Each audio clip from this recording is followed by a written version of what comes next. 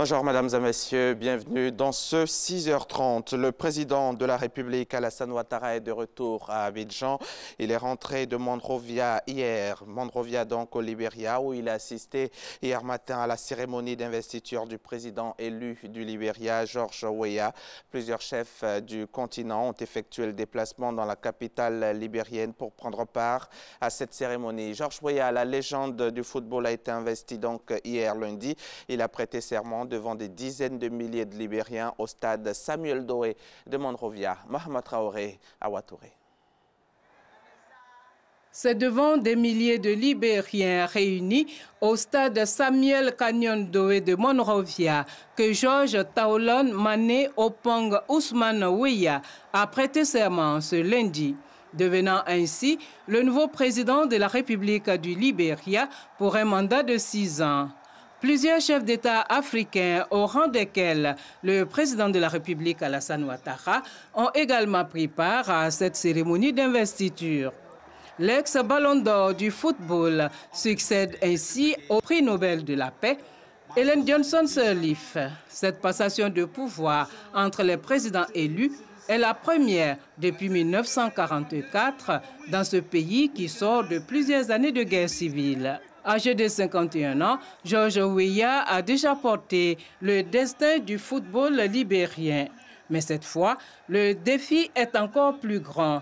Il s'agit de remettre le Libéria sur les rails du développement. Le nouveau président s'est donc engagé à transformer la vie des Libériens. Lutte contre la corruption, éducation, santé, tels sont les grands chantiers qui l'attendent. À l'issue de la cérémonie de prestation de serment, George Weah a reçu les félicitations et les encouragements de ses pairs africains. Pour rappel, c'est le 26 décembre dernier que George Weah a été élu président de la République du Libéria avec plus de 61% des voix. Au chapitre économie de ce journal, sachez que la Banque mondiale a décaissé 32 milliards de francs CFA au profit de la Côte d'Ivoire. Un financement qui va servir à soutenir les efforts entrepris par le gouvernement en vue d'améliorer notamment la nutrition et la scolarité des enfants vulnérables. Jean-Luc Bangbo. Le projet multisectoriel de nutrition et de développement de l'enfant permettra d'étendre la portée des interventions en faveur de la petite enfance dans 14 régions administratives du nord et du centre de la Côte d'Ivoire, où le nombre d'enfants de moins de 5 ans souffrant de malnutrition chronique est le plus élevé du pays. Plus précisément, le projet viendra soutenir les activités communautaires en faveur de la nutrition et de l'éveil du jeune enfant. Il contribuera également à garantir une offre suffisante de services primaires de qualité en matière de santé et de nutrition de la mère et de l'enfant, à financer des programmes de vulgarisation agricole axés sur la production des ménages afin de favoriser la diversification de leur alimentation. Le nouveau projet donnera en outre lieu à un programme de financement conditionné aux résultats afin d'accroître la quantité et la qualité des services de santé et de nutrition en s'attachant spécifiquement à améliorer les interventions destinées aux mères, aux nouveau-nés et aux enfants. Enfin, il contribuera au renforcement des capacités des principales parties prenantes aux plateformes de coordination nationale, régionale et sous-régionale dédiées aux investissements consacrés à la croissance, à la nutrition et au développement de la petite enfance. Le projet approuvé aujourd'hui s'inscrit dans la logique du Plan national multisectoriel de nutrition 2016-2020 adopté par la Côte d'Ivoire. Je vous invite à présent à exécuter quelques pas de danse. Mais avant, cette question, que sont devenues ces troupes artistiques qui ont autrefois fait les beaux jours en Côte d'Ivoire? Toutes ces compagnies autrefois en vogue ne sont plus au devant de la scène. Pourquoi? Quelles sont les compagnies de danse qui luttent aujourd'hui pour se relever, pour le rayonnement de la culture ivoirienne? Issa Tchonayeo signe cette enquête. Commune de Port-Bouy, quartier derrière Ouaf. Ici, la danse s'exécute dans tous ses états et dans toute sa splendeur avec des danseurs qui font découvrir tout leur talent. Bienvenue au temple de la compagnie Kanwan, qui signifie en langue gouro, levons-nous. Il faut qu'on crée un travail dur, un beau spectacle d'abord. Pour pouvoir atteindre un spectacle, il faut pouvoir répéter. Plus on a l'impression, plus la chorégraphie sont bien travaillées, plus on est dans le temps. Pour être au niveau de sa performance, la compagnie Kanwan s'entraîne 3 fois par semaine sur les installations de ce maquis. L'espace est offert gracieusement par un opérateur économique féru de l'art. Les propriétaires de ce maquis aiment beaucoup l'art. Donc on voyait les jeunes, donc ils en profitent de cela aussi pour les aider. 3 décennies plus tôt, c'était la belle époque des compagnies de danse traditionnelles ou patrimoniales en Côte d'Ivoire. On se souvient encore du Djolem des feux Salif Koulibaly, du côté bas de feu Souleymane Koli, sans oublier le ballet national de Côte d'Ivoire. 3 compagnies de danse qui ont énormément contribué à la dynamique de la danse patrimoniale dans le pays. Aujourd'hui, elles se sont essoufflées, faute d'avoir su s'adapter à l'évolution du temps. La pratique de la danse a ses exigences, des contraintes qui demandent de bonnes conditions de travail. Une exigence qui fait défaut à la quasi-totalité des compagnies obligées de se contenter du minimum et de subir les desiderata des propriétaires d'espace. De cette réalité filtre une vérité. La compagnie Miemo à Yopougon vit une amère réalité.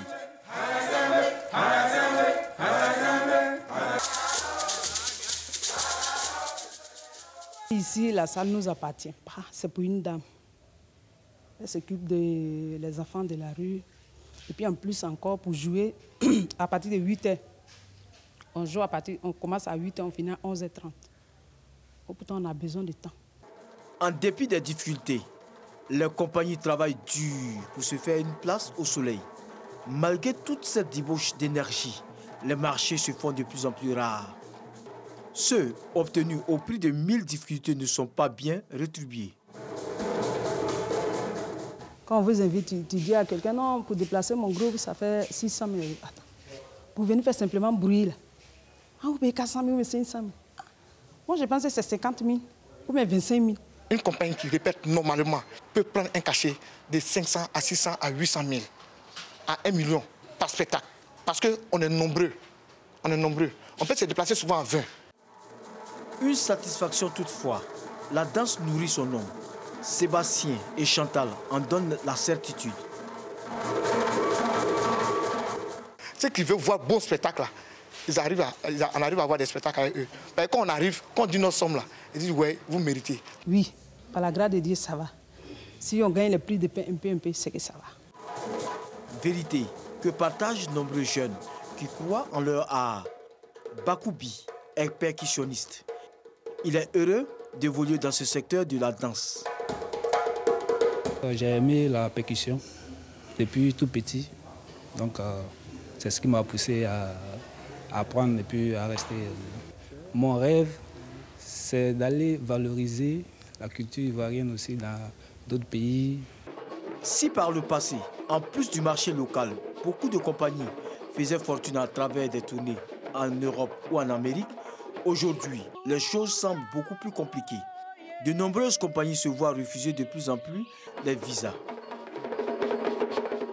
Je demande que l'ambassade nous fait confiance. En tout cas, moi, personnellement, je me fais confiance à ma compagnie. Parce que j'ai confiance à mes éléments. C'est important d'aller et revenir et de créer la confiance entre nous et les ambassades. Souvent, quand une compagnie arrive net là, dans les idées, c'est qu'ils vont fuir.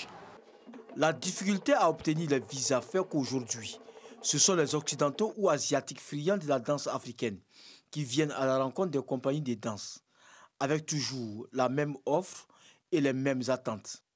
Ils ont des bons spectacles et en plus, voilà ce que je disais au chorégraphe, il est capable de mêler effectivement la danse, de mêler de l'humour, de mêler de l'émotion et ça franchement c'est quelque chose que je trouve super et que j'ai envie de défendre et donc voilà, j'ai décidé de les accompagner sur leur parcours, de leur donner un gros coup de main. Cocody Riviera Palmeret, dans ce quartier, est installée l'école de danse et d'échange culturel, EDEC, de Rose-Marie Guiraud. Créée au début des années 70, cette école, encore pleine de vitalité, continue de former des danseurs et chorégraphes. À l'EDEC, la danse se conjugue au pluriel. Ça fait plus de 12 ans que je suis à l'EDEC et je suis très heureuse d'être danseuse à l'EDEC. Et avec la danse, je m'en sors, je m'occupe de ma famille, j'ai des enfants. Tout enfant que j'élève ici fait la joie de mon cœur. parce que j'élève un être humain qui va être responsable. L'expertise de la fondatrice de l'EDEC séduit les ambassadeurs qui ne manquent pas d'y effectuer le déplacement. C'est le cas de celui d'Espagne en Côte d'Ivoire. Visiteur d'un jour touché et émerveillé par le talent des danseurs de Rosemary Guiro.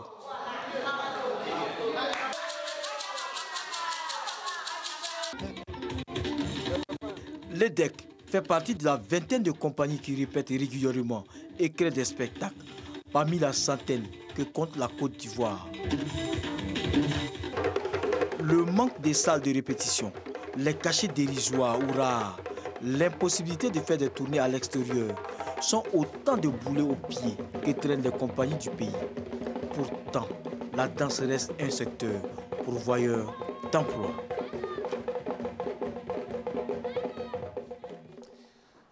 Reportage signé Issa Chonoyeo. Rendons-nous à présent dans la région de la Bagoué, à Boundiali précisément. Vous allez le voir en image. Sur place à Boundiali, la maison coloniale a été ravagée dimanche par un incendie. Les enquêtes sont en cours pour déterminer les causes de cet incendie, selon le préfet de région qui a visité les lieux du sinistre. Mamadou Kwasi, de retour de Boundiali, son reportage dans nos prochains journaux. Et puis pour refermer ce journal, l'actualité internationale en bref. Au terme de 9 jours de procès, le général Andilo, un des leaders anti-Balaka, a été condamné par la justice centrafricaine aux travaux forcés à perpétuité ainsi qu'à verser aux victimes ou à leurs familles 118 millions de francs CFA de dommages et intérêts. C'est le premier acteur de la crise qui a ravagé le pays de 2013 à 2015 qui est condamné. La défense a d'ores et déjà prévenu qu'elle irait en appel. Et puis les fonctionnaires américains sont de retour à leur poste ce mardi. Le shutdown, la paralysie du gouvernement n'aura duré que 3 jours. Républicains et démocrates sont finalement parvenus à un accord hier lundi sur un budget provisoire. Le gouvernement fédéral pourrait bien se retrouver à nouveau à l'arrêt si, d'ici le 8 février, aucun compromis n'est trouvé sur l'immigration. Bonne journée sur RTI. Merci à vous, Monsieur Diaby. On vous retrouve bien entendu demain. Et puis, on vous souhaite un très bon repos à Sacré-Vénard.